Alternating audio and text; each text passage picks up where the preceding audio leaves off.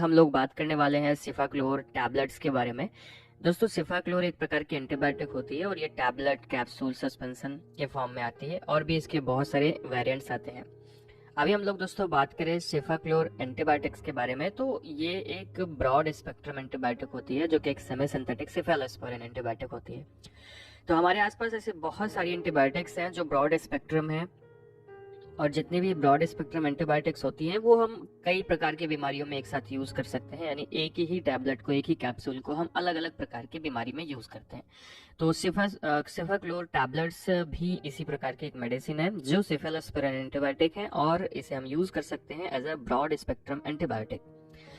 दोस्तों, ये mainly use होता है बैक्टीरियल इन्फेक्शन को ठीक करने के लिए। जितने भी प्रकार के बैक्टीरियल इन्फेक्शन होते हैं, चाहे वो आपके यूरिनरी ट्रैक के इन्फेक्शन हो, ईएनटी के इन्फेक्शन हो, skin and soft tissue infection हो, ब्लड इन्फेक्शन हो, ब्रेन और लंग्स का इन्फेक्शन हो लाइक निमोनिया की प्रॉब्लम हो, या सर्जरी के बाद होने वाला जो भी इन्फेक्शन होता है, उन सबसे ये राहत देने का काम, उन सबको रोकने का काम करता है।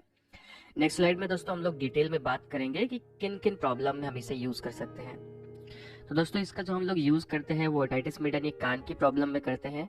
अपर रेस्पिरेटरी ट्रैक इन्फेक्शन जैसे कि फेरेंगाइटिस की प्रॉब्लम है, टॉन्सिलाइटिस की प्रॉब्लम है, यानी गले में आपको खराश है, गले में सूजन है, गले में दर्द है, फेरेंगाइटिस है तो, या टॉन्सिलाइटिस है, टॉन्सिल्स बढ़ गए हैं, तो उन सब कंडीशन में आप इसे यूज करते हैं। इसके अलावा हम लोग यूज कर सकते हैं अलग अलग प्रकार के ENT infection, ear, nose and throat infection में इसे यूज करते हैं। और इसको हम लोग यहाँ पे यूज करते हैं जैसे राइनोसाइटिस में, और एक्यूट लैरिंगाइटिस में इसे यूज कर सकते हैं, एपिग्लोटाइटिस में यूज करते हैं, और एक्सटर्नल ओटाइटिस में यूज करते हैं। यानी कुल मिला के आपके जो इन्फेक्शंस होते हैं, जैसे ईयर के हो गए, नोज के हो गए, थ्रोट के हो गए, ठीक है, तो उन सब कंडीशन में आप इसे यूज कर सकते हैं आसानी से। उन सबको ठीक करने के लिए ये दिया जाता है। इसके अलावा दोस्तों हम लोग इसे यूज करते हैं लोअर रिस्पायरेटरी इन्फेक्शन में, जैसे कि निमोनिया की प्रॉब्लम, ब्रोंकाइटिस की प्रॉब्लम। अब ब्रोंकाइटिस चाहे एक्यूट हो या फिर क्रॉनिक ब्रोंकाइटिस हो, तो शुरुआती दौर में हम इसे यूज कर सकते हैं। तो यानी कि आपके पूरी तरह से जो लंग का इन्फेक्शन होता है उन कंडीशन में हम इसे यूज करते हैं। इसके अलावा दोस्तों skin and skin structure infection में इसे यूज करते हैं, जैसे इम्पेडिगो की प्रॉब्लम है, और जैसे साइकोडर्मा है, और सेलुलाइटिस की प्रॉब्लम है, सबक्यूटेनियस एब्सेस है, और कुछ पोस्ट ट्रॉमेटिक वुंड्स होते हैं उनमें, या ऑपरेटिव वुंड्स में हम इसे यूज करते हैं ताकि इन्फेक्शन बढ़ने ना पाए उस कंडीशन में। यानी हर प्रकार के स्किन की डिजीज में, जो स्किन डिजीज आपकी बैक्टीरिया की वजह से होती है, उसको ठीक करने के लिए सिफाक्लोर टैबलेट्स यूज कर सकते हैं।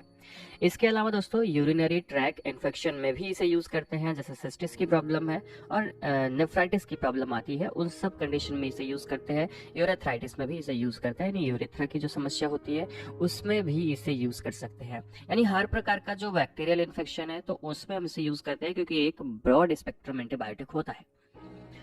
ब्रांड्स के दोस्तों मैं बात करूँ तो सिफाक्लोर की बहुत सारी ब्रांड मार्केट में आती है, अलग अलग नाम से ये मार्केट में आती है। जैसे डेस्टाक्लोर के नाम से आती है ज़्यादातर, और अगर आपको जिस नाम से मिलती है आप आसानी से ले सकते हैं। चीज़ें अंदर में जो मेडिसिन है वो सेम होनी चाहिए। कुछ प्रिकॉशंस की दोस्तों मैं बात करूंगा, जैसे क्या क्या प्रिकॉशंस को ध्यान में रखना चाहिए। तो ऐसे पेशेंट्स जो पेनिसिलिन से सेंसिटिव हैं उनको यूज नहीं करना चाहिए, जिसको पेनिसिलिन से एलर्जी है या मेनली सिफेलोस्पोरिन से एलर्जी है, तो वो पेशेंट इसे यूज नहीं करते हैं। इसके अलावा कोलाइटिस की प्रॉब्लम है तो आप इसे यूज ना करें। इन्फेंट्स जो 1 महीने से कम का है उसमें ये मेडिसिन नहीं देते हैं। बच्चों के अंदर में डोज को रिड्यूस करके देना बहुत जरूरी होता है, अगर ऐसा नहीं करते हैं तो स्किन रिएक्शंस होने के खतरे रहते हैं। इसके अलावा प्रेगनेंसी में ऐसा कोई रिस्क देखा नहीं गया है, पर भी कुछ प्रिकॉशंस के साथ में, डॉक्टर्स के साथ में इसे यूज करें। लैक्टेशन की प्रॉब्लम में आपको बात करें तो ये ब्रेस्ट मिल्क से ये पास हो सकता है, तो इन्फेंट्स को अफेक्ट कर सकता है, तो ऐसी कंडीशन में इसे यूज नहीं करते हैं। दोस्तों, कुछ साइड इफेक्ट की बात करूं कि क्या साइड इफेक्ट हो सकते हैं इम्पोर्टली, तो यहाँ पे हाइपर सेंसिटिविटी रिएक्शंस देखने को मिलते हैं। यानी कि अगर इसे आप लगातार लेते हैं तो स्किन में कुछ प्रॉब्लम देखने को मिल सकती है, कोई ज़रूरी नहीं है लेकिन हो सकता है अगर आप सेंसिटिव है तो। डायरिया की प्रॉब्लम हो सकती है, नॉजल वोमिटिंग हो सकती है, आपको हेपेटाइटिस की प्रॉब्लम आ सकती है, इस्नोफिलिया की प्रॉब्लम आती है, लगातार यूज करने पर विजनाइटिस या प्रोराइटिस की समस्या देखने को मिलती है। ये सभी रेयर कंडीशंस में होते हैं। इसके अलावा आपको कुछ नेफ्राइटिस की प्रॉब्लम भी देखने को मिल सकती है। तो ये सभी रेयर कंडीशन में होते हैं, जैसे मतलब ऐसा नहीं कि आप एक बार यूज करेंगे प्रॉब्लम होगी, करीब अगर आप इसे लंबे समय तक यूज करते हैं तो इस सब का कंडीशन देखने को मिलती है। नेक्स्ट और लास्ट स्लाइड दोस्तों, हम लोग बात कर रहे हैं यहाँ पे डोज के बारे में कि इसकी डोज क्या होती है। जो टैबलेट आती है तो इसकी जो एडल्ट डोज होती है वो 250 mg होती है, 8 घंटे के अंतराल पे दी जाती है। मैक्सिमम डोज 500 mg होती है, यानी आप कम से कम 250 mg या फिर अधिक से अधिक आप 500 mg की डोज दे सकते हैं पेशेंट को। वही चिल्ड्रन के अंदर बात करें तो 20 mg पर केजी बॉडी वेट के हिसाब से पर डे हम लोग डोज बना करके देते हैं 8 घंटे के अंतराल पर। इसके अलावा सीरियस इन्फेक्शन है तो 40 mg पर केजी बॉडी वेट के हिसाब से दिया जाता है मेडिसिन, और मैक्सिमम एक दिन में 1 ग्राम से ज्यादा नहीं देना है, ये ध्यान रखना है। तो दोस्तों ये थी आज की वीडियो जिसमें हम लोगों ने बात की एक अच्छे एंटीबायोटिक के बारे में, सिफाक्लोर एंटीबायोटिक के बारे में। वीडियो आपको इन्फॉर्मेटिव लगा हो, अच्छा लगा हो तो चैनल को सब्सक्राइब करिएगा, वीडियो को लाइक करके दोस्तों के पास जरूर शेयर करिएगा।